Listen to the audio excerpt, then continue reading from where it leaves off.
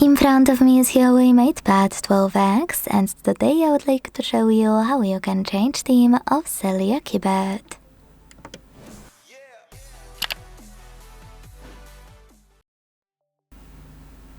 First of all, you need to launch your keyboard and click on this icon at the top left corner.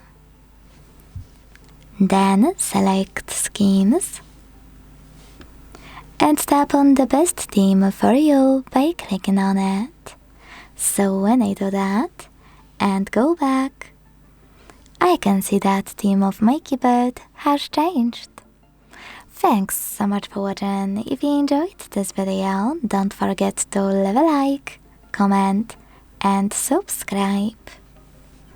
Bye!